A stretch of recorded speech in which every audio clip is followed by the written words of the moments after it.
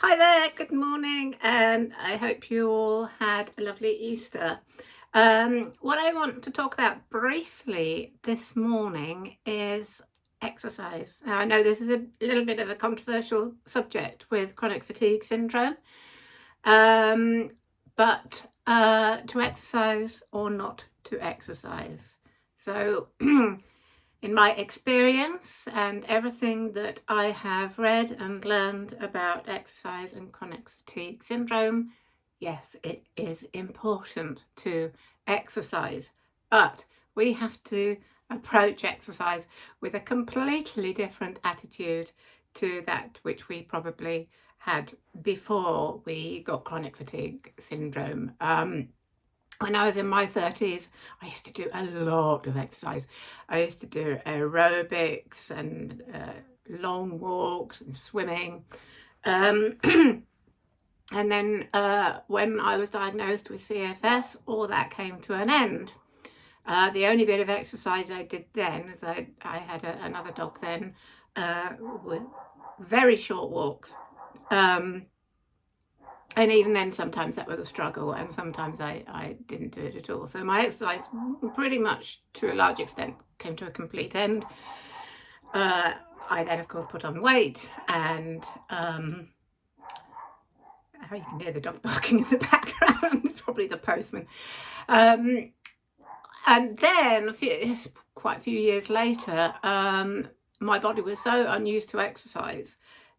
My back was obviously weakened, and then when I did have to go somewhere and do a lot of walking for reasons which I won't go into, I developed a trapped a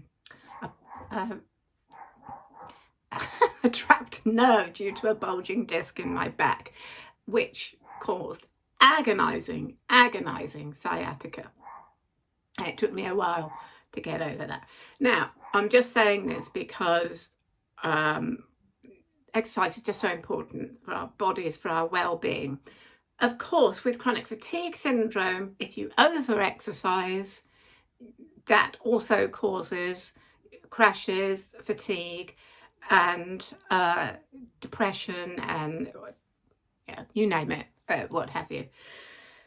So our approach has to be completely different. Now, I know that for some of you, you've read about graded exercise therapy, and there is a lot of controversy around that. I do sincerely believe that the reasons why people say graded exercise is really bad is because it's been taught really badly. And I think people have been put on programs where they kind of feel pressurized into increasing their exercise every day, rather than leaving it to the person to know, how much they can do in one day, or how much they can slightly increase exercise. The the importance of doing graded exercise is you start with an absolute minimum of less than what you think you can do. So you think, how long could I walk for? And if you think you could maybe walk for 2 minutes, or walk to the nearest lamppost, or even just to the front door, then start an exercise program by doing half that. Do that for a week, and then increase it ever so slightly. And if that feels comfortable, you do the same again. And then if at any time you crash, or it feels like too much, you just go back again. It's always to do with, it always comes back to how you feel about, not what somebody else is telling you to do. I talk more about this in my course, CFS, The Road to Recovery, and the links to that are below.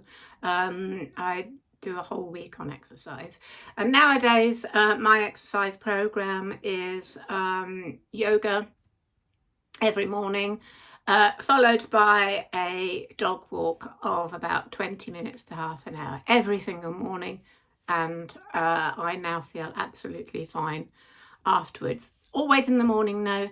Never exercise late at night, because that can overstimulate you and then you're not getting enough sleep, and also it can cause fibromyalgia just when you're trying to get to sleep. So try and keep exercise to the morning, very, very small increments. And that is my little video on the importance of exercise with chronic fatigue syndrome. Do please subscribe, like, and also please do have a look at my course.